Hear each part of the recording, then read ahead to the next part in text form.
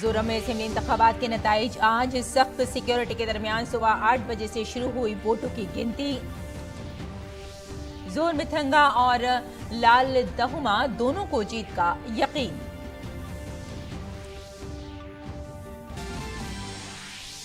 तीन रियासतों की हैट्रिक 2024 की हैट्रिक की जमानत है। पीएम मोदी ने कहा, असेंबली इंतखाबात में जीता सबका साथ सबका विकास का जज्बा।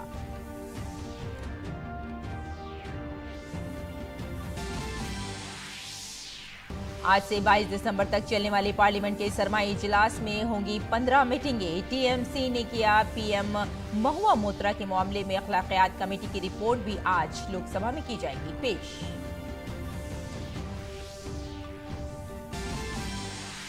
पीएम मोदी आज महाराष्ट्र के सिंधुदुर्ग में छत्रपति शिवाजी के मुजस्समे की करेंगे नकाब कुशाई। बहरिया के दिन की तकरीबात में भी करेंगे शिरकत।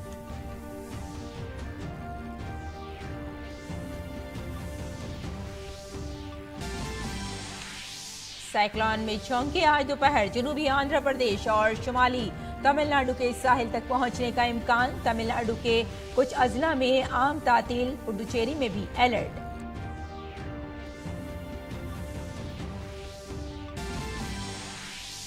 और भारत ने ऑस्ट्रेलिया को आखिरी टी20 में 6 रन से हराकर 4-1 से जीत ली सीरीज।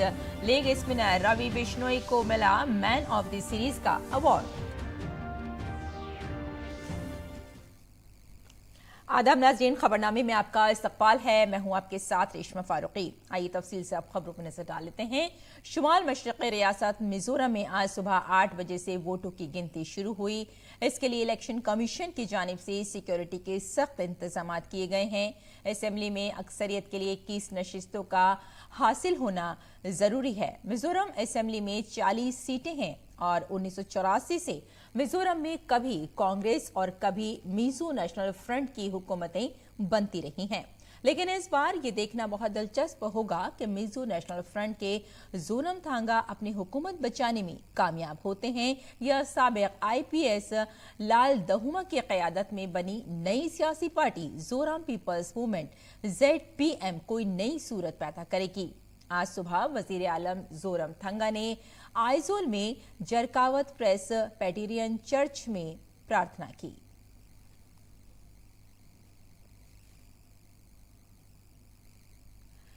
और राजस्थान, मध्य प्रदेश और छत्तीसगढ़ में बीजेपी की जबरदस्त जीत का सेहरा वजीर आजम नरेंद्र मोदी को जाता है।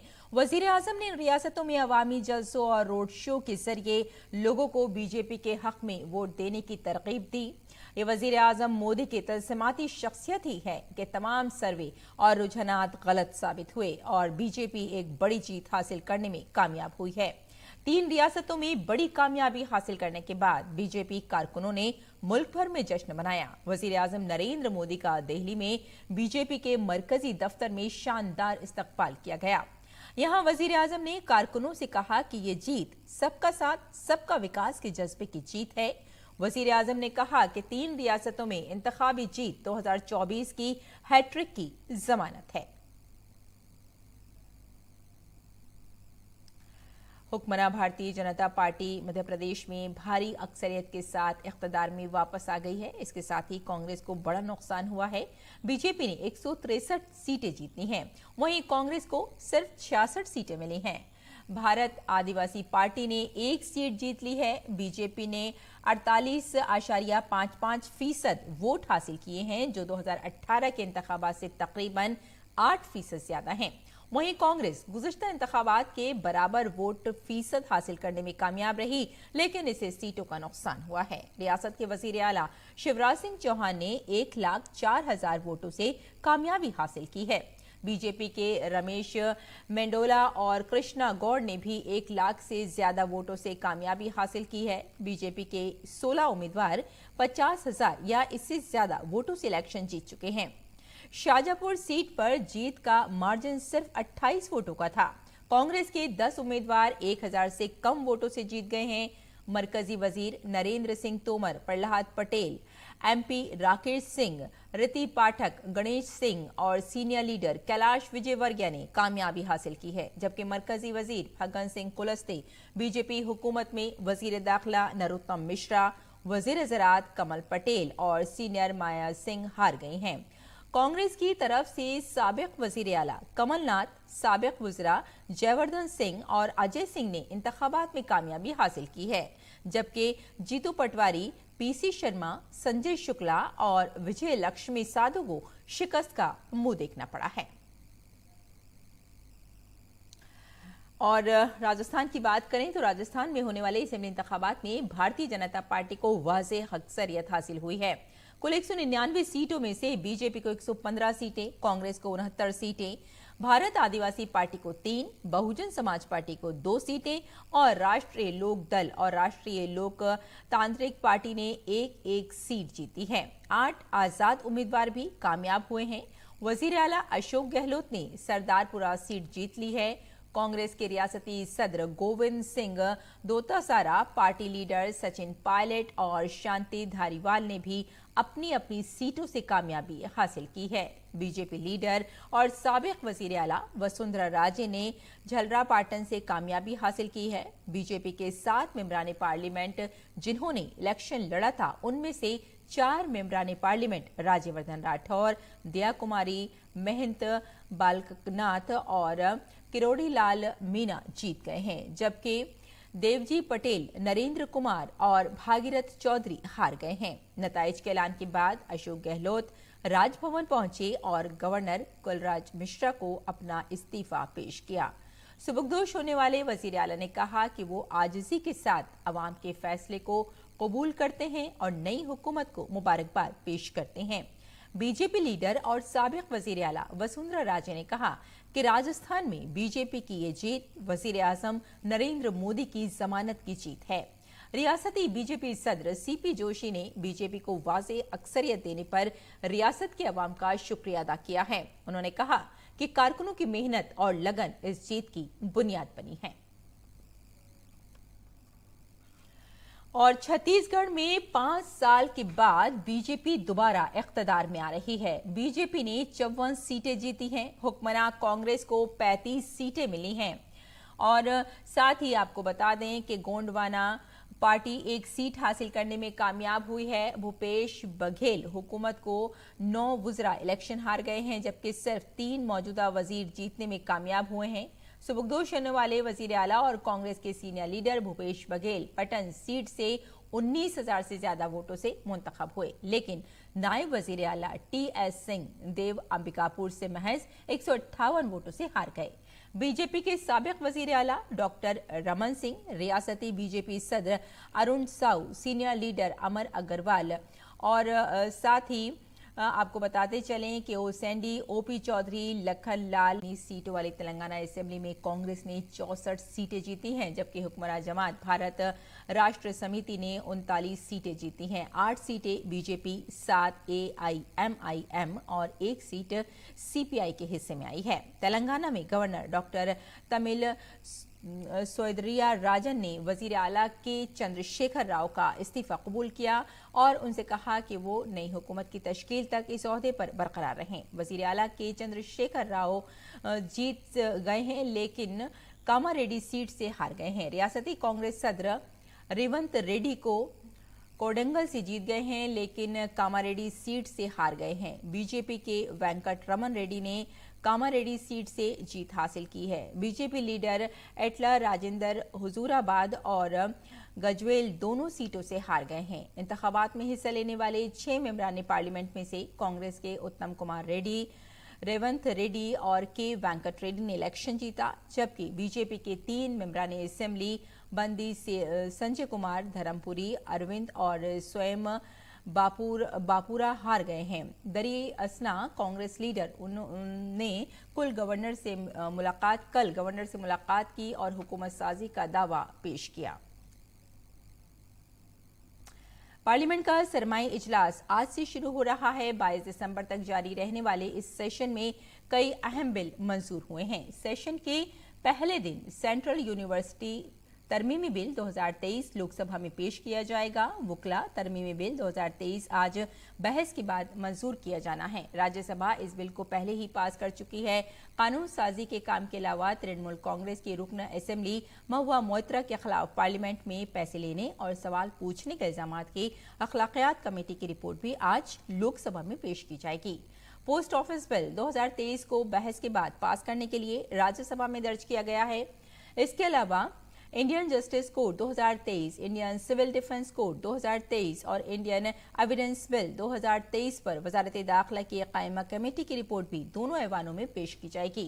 ताहम ये सेशन काफी हंगामा खेज होने का इम्कान है। भारतीय जनता पार्टी हिंदी पट्टी की 3 रियासतों के असेंबली इंतखाबात में अपनी जीत से पुरजोश है। इस सेशन में 2 कांग्रेस समेत पूरी अपोजिशन को घेरने की कोशिश करेगी। और हिंदुस्तान में बहरिया का दिन हर साल 4 दिसंबर को मनाया जाता है ताकि मुल्क में हिंदुस्तानी बहरिया की कामयाबियों और उसके ताउन को तस्लीम किया जा सके। 1971 की पाक भारत जंग के दौरान ऑपरेशन ट्रांजिट का जिक्र आज भी किया जाता है। आज का दिन हिंदुस्तानी बहरी अफवाज की इज्जत देने और उनके ताउन की सताइश करने का खास दिन माना जाता है। आज इस खास दिन पर वजीर आजम नरेंद्र मोदी महाराष्ट्र के सिंधुदुर्ग में होंगे। इस दौरान वो राजकोट किले में छत्रपति शिवाजी महाराज के मुजस्समे की नकाब कुशाई करेंगे। वजीर आजम शिवाजी महाराज की तस्वीरी नुमाइश का दौरा करने के बाद वो बहरिया के दिन के प्रोग्राम में भी शिरकत करेंगे। समुद्री तूफान मिचोंग खलीज बंगाल के जुनूब मगरिब से 11 किलोमीटर फी घंटे की रफ्तार से शुमाल मगरिब की तरफ बढ़ गया है। महकमा मौसमियात ने कहा है कि तूफान आज दोपहर तक जनूबी आंध्र प्रदेश और शुमाली तमिलनाडु के साहिलों से टकरा सकता है। इस तूफान के 5 दिसंबर को निल्लौर और मछलीपट्टनम के दरमियान जनूबी आंध्र प्रदेश के साहिल से गुजरने का इम्कान है। तूफान के असर की वजह से आज जनूबी आंध्र प्रदेश के साहिली इलाकों में हल्की से दरमियानी बारिश हो सकती है और कई मकामात पर शदीद बारिश भी हो सकती है। आंध्र प्रदेश और पनम के साहिल इलाकों में आज और कल इंतहाई तेज बारिश का इम्कान है। आंध्र प्रदेश की हुकूमत तूफान की वजह से फसलों को होने वाले नुकसान को कम करने के लिए हर मुमकिन इक़दाम कर रही है। तमिलनाडु में चेन्नई और साथ में चंगपेट और त्रिल्लोर अजला में अगले 2 दिनों के लिए इंतहाई शदीद बारिश का रेड अलर्ट जारी कर दिया गया है। तमिलनाडु के कड्डलोर, कालाकोरिची और तिरुपत्र अजला और पुडुचेरी में भी कुछ मकामात पर मूसलाधार बारिश की पेशगोई की गई है। तमिलनाडु हुकूमत ने चेन्नई, त्रिवल्लुर, कांचीपुरम और चंगलपट्टी में आज तमाम सरकारी दफातर, बैंकों और मालियाती इदारों में आम तातील का ऐलान किया है। ताहम जरूरी खदमात जारी रहेंगी। हवा की रफ्तार में इजाफे की वजह से कल दिल्ली में आलूदगी की सतह में कमी रिकॉर्ड की गई। सेंट्रल पॉल्यूशन कंट्रोल बोर्ड के मुताबिक दिल्ली में हवा की क्वालिटी इंडेक्स इंतहाई खराब जुमरे से बेहतर होकर खराब जुमरे में आ गई है। लोगों को स्मोक और धुंध से राहत नहीं मिल रही है। साथ ही आपको बताते चलें कि एयर क्वालिटी इंडेक्स में कदरे बेहतरी आ रही है।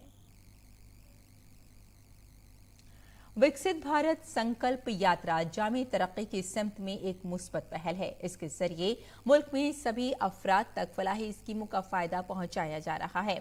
यात्रा का मकसद लोगों को सफाई, बिजली, मकान, रोजगार, आयुष्मान भारत, पीएम गरीब कल्याण अन्न योजना और पीएम आवास योजना के बारे में तफसीली जानकारी देना है। राजधानी दिल्ली के कल्याणपुरी और कोंडली इलाके में इस यात्रा के तहत कई कैंप लगाए गए हैं। पेश है ये रिपोर्ट। विकसित भारत संकल्प यात्रा शुरू की गई है, जिसका मकसद मुल्क के कोने कोने में लोगों को मरकजी हुकूमत की स्कीमों से वाकिफ कराना और मरकजी हुकूमत की तरफ से फराहम करदा फवाइद को आम लोगों तक पहुंचाना है। इतवार को इस यात्रा के तहत राजधानी दिल्ली के कल्याणपुरी और कुंडली में कई कैंप लगाए गए और लोगों की बड़ी भीड़ ने इन स्कीमों का फायदा उठाया और इसमें हिस्सा लिया। विकसित भारत संकल्प यात्रा डिस्ट्रिक्ट ईस्ट में 38 लोकेशन पे चल रहा है। उसमें से फर्स्ट फेज में हमारा 15 दिन का प्रोग्राम है, जो 30 लोकेशन हमारे तीनों सब डिवीज़न में कवर होंगी। आज हमारा सब डिवीज़न मयूर में प्रोग्राम चल रहा है सेकंड लोकेशन पे, और हम यहाँ पर हेल्थ कैंप लगा रहे हैं, आधार कैंप लगा रहे हैं, प्रधानमंत्री स्वनिधि का कैंप लगा रहे हैं, प्रधानमंत्री उज्ज्वला योजना का कैंप लगा रहे हैं, डेंटल हेल्थ चेकअप का लगा रहे हैं कैंप, आधार कैंप लगा रहे हैं। यहाँ हम लोगों को फैसिलिटेट कर रहे हैं कि किसी का भी कोई भी इस तरह में आधार कार्ड में या पीएम उज्ज्वला योजना में या स्वनिधि में कहीं भी कोई प्रॉब्लम है या कोई नया मेंबर छूट गया है वो बनना चाहते हैं तो उसको हम यहाँ फैसिलिटेट कर रहे हैं। प्रधानमंत्री जी की 2047 का विकसित भारत और आत्मनिर्भर भारत, इन दोनों हम चीज़ों को लेकर चल रहे हैं और इसमें हम सबसे ज़्यादा पब्लिक से जुड़ रहे हैं कि पब्लिक के हम द्वार पे जा रहे हैं कि पब्लिक को कोई भी प्रॉब्लम है तो उसको ये जो फैसिलिटीज़ हैं गवर्नमेंट की, आधार की या पीएम स्वनिधि की या हेल्थ चेकअप का या पीएम उज्ज्वला योजना का, उनको हम उनके द्वार पे ही दे सकें, उनके मोहल्ले में उनके एरिया में ही दे सकें। जहां बड़ी तादाद में लोगों ने हेल्थ कैंप में अपनी सेहत की जांच कराई, वहीं लोगों ने आयुष्मान कार्ड बनवाने के लिए खुद को भी रजिस्टर कराया।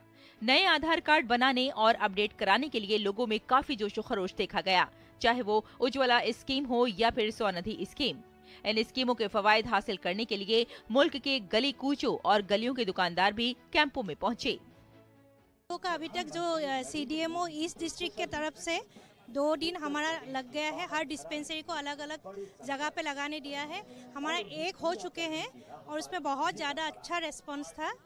कुछ मेडिसिन हो सकते हैं, कैंसर वगैरह कुछ है ना, उसमें बहुत ज़्यादा महंगा पड़ जाते हैं, आम आदमी को ये नहीं मिलते हैं। तो जन औषधि की तरफ से जो दवाइयाँ मिलते हैं ना, बहुत मरीजों के लिए कम खर्चे में अच्छा इलाज हो पाएंगे और पूरा ट्रीटमेंट हो जाएगा। मेरा लोन अच्छा चल रहा, बढ़िया, और मैं और भी लेना चाहूँगी आगे के लिए। मुझे कोई दिक्कत नहीं है उससे, मेरा बढ़िया उससे काम निकला मेरा। तो हमारी वही दुकान चाहिए हमारी, उसको हमारी दुकान को कई साल हो गए, कम से कम 8-10 साल हो गए। प्रधानमंत्री अपने नरेंद्र मोदी जी का आभार व्यक्त करते हैं, जो कि ये इस तरीके का उज्ज्वला योजना ये चला रहे हैं और मेडिकल योजना चला रहे हैं और हर मुहिम पे ये अपना काम कर रहे हैं। कोविड के बाद से जितने भी चेंजेस आए हैं काफी अच्छे आए हैं, मतलब जितने भी हो, मतलब गरीब जो लोग हैं उनको मतलब काफी सपोर्ट मिल रहा है। इस मुहिम के जरिए मरकजी हुकूमत की कोशिश है कि आम लोगों को सफाई की सहूलियत, माली खदमात, बिजली के कनेक्शन, रिहाइश और दीगर जरूरी खदमात फराहम की जाएं। मुआशरे के पसमानदा लोगों को खुराक, तहफ़्फ़ुज़, ग़िज़ायत, सेहत की देखभाल, पीने के साफ पानी और मेयारी तालीम की फराहमी के बारे में आगाही बढ़ाने के साथ साथ इसका मकसद मुआशरे के आखिरी सिरे पर रहने वाले लोगों के लिए सहूलियत को फरोग़ देना है। विकसित भारत संकल्प यात्रा की जो रैली है वो पूरे हिंदुस्तान में चल रही है और ऐसे में दिल्ली में भी दूर दराज इलाकों में ये संकल्प यात्रा पहुंच रही है और इसका मकसद यही है भारत को 2047 तक पूर्ण रूप से विकसित बनाना। ये तमाम जो विजन है देश के प्रधानमंत्री का, उसको यहाँ सुनिश्चित किया जा रहा है। 2047 तक अगर देश को पूर्ण रूप से विकसित बनाना है तो ये कैंपेन इसी तरह से आगे अपने अभियान को और तेज करेगा। पूरे हिंदुस्तान में इसी तरह से कैंपेन चलाया जा रहा है, जिसके अच्छे रुझान और अच्छे परिणाम देखने को मिल रहे हैं। कैमरा के साथ मैं मुकेश शुक्ला, DD न्यूज, दिल्ली। और आइए अब नजर डालते हैं गैर मुल्की खबरों पर। इसराइल ने गजा में फिजाई हमले में हमास के शाती बटालियन के एक कमांडर को हलाक करने का दावा किया है। फौजी तर्जुमान डैनियल हगारी ने कहा कि कमांडर यजम खुजारी ने अक्सरियत पसंदों को 7 अक्टूबर को जुनूबी इसराइल में हमला करने की हिदायत की थी। हैचरी ने कहा कि खुजारिया ने गुज़िश्ता माह गजा के शाती इलाके में लड़ाई की क़यादत भी की।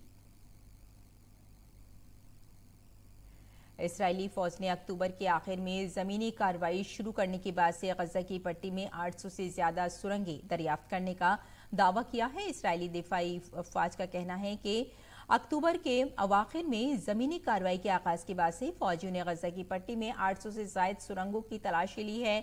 IDF के मुताबिक इनमें से तकरीबन 500 सुरंगों को पहले ही गैर फाल कर दिया गया है। IDF ने कहा कि उनमें से बहुत सी सुरंगें हमास की स्ट्रेटेजिक पोजीशनों के दरमियान एक अहम रब्त का काम करती हैं। ये सुरंगें शहरी इलाकों में हैं, अक्सर तालीमी इदारों और आपको बता दें कि कंडर गारंटियर मसाजिद और खेल के मैदानों के करीब या अंदर होती हैं और बाज़ सूरतों में IDF की फौजियों को मुबैना तौर पर इन सुरंगों के अंदर से हमास के हथियार भी मिले हैं। और आइए अब नजर डालते हैं दिल्ली से शाये कुछ उर्दू अखबारात पर।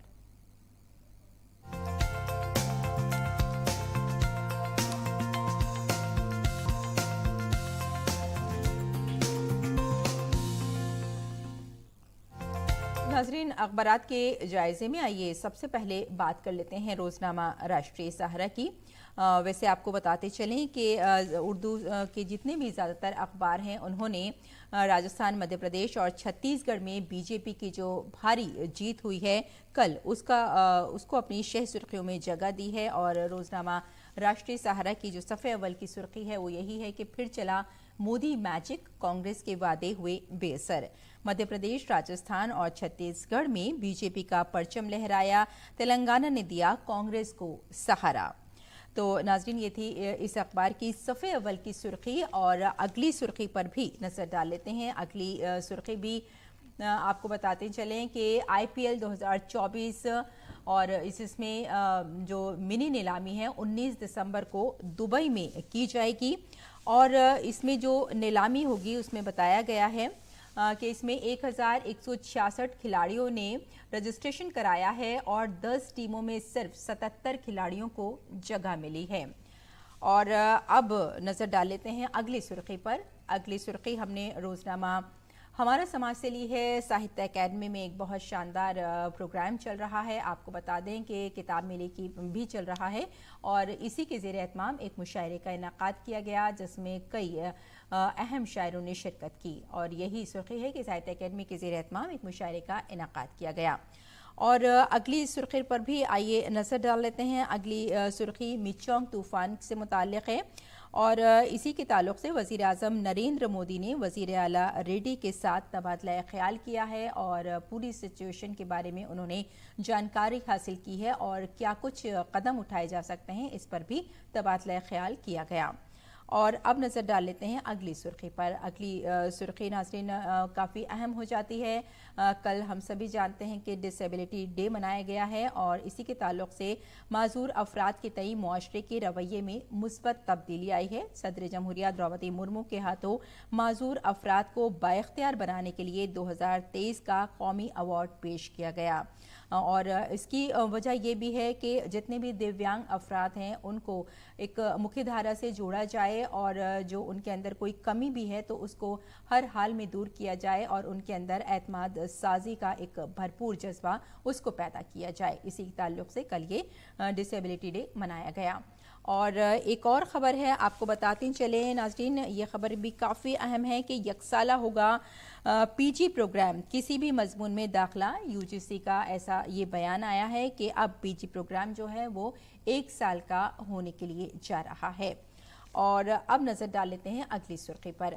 अगली सुर्खी नाजरीन हमने ली है हिंदुस्तान एक्सप्रेस से। जैसे कि हमने आपको बताया था कि राजस्थान, मध्य प्रदेश और छत्तीसगढ़ में बीजेपी की ज़बरदस्त जीत का सेहरा वज़ीर आज़म नरेंद्र मोदी को जाता है और इसी ताल्लुक़ से ये सुर्खी है। आपको बताते चलें कि राजस्थान के वज़ीर आला अशोक गहलोत और छत्तीसगढ़ के वज़ीर आला भूपेश बघेल और तेलंगाना के चंद्रशेखर राव, इन्होंने कल इस्तीफ़ा दे दिया है और कहा है कि अपोजिशन में रहकर एक मजबूत अपोजिशन बनाएंगे और बेहतर काम करने की कोशिश करेंगे और इसका भी जायज़ा लिया जाएगा कि इस हार की क्या वजह है। और अब नज़र डाल लेते हैं नाजरीन बुलेटिन की तरफ और बुलेटिन की जानिब लौटकर कुछ और ख़बरें देख लेते हैं। खेल के मुतालिक टीम इंडिया ने ऑस्ट्रेलिया को 5 मैचों की T20 सीरीज़ में 4-1 से शिकस्त दी। टीम इंडिया ने चौथे मैच में ही सीरीज़ जीत ली थी और 5वें मैच में सूर्या कुमार यादव की कप्तानी में नौजवान टीम ने शानदार फिनिशिंग टच दिया। बेंगलुरु में खेले गए इस मैच में टीम इंडिया ने पहले बल्लेबाजी करते हुए श्रेयस अय्यर की 53 रन की इनिंग्स की बदौलत 8 विकेटों के नुकसान पर 160 रन बना लिए हैं। ऑस्ट्रेलियावी टीम मुसलसल विकेटें गंवाती रही और 8 विकेटों के नुकसान पर 154 रन ही बना सकी। इनके लिए बेन मैकडॉफिफ ने 54 रन बनाए जबकि टीम इंडिया की जानिब से मुकेश कुमार ने 3 विकेटें हासिल की। और अब मौसम का मिजाज।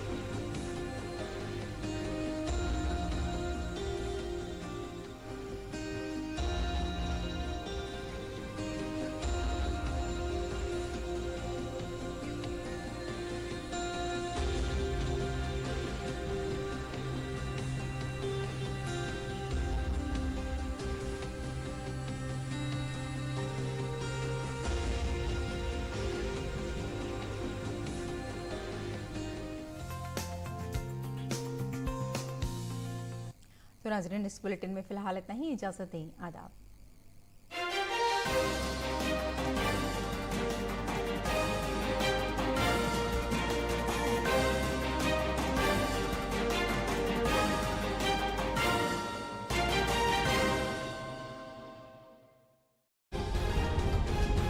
हमारे इस खास प्रोग्राम में आज बात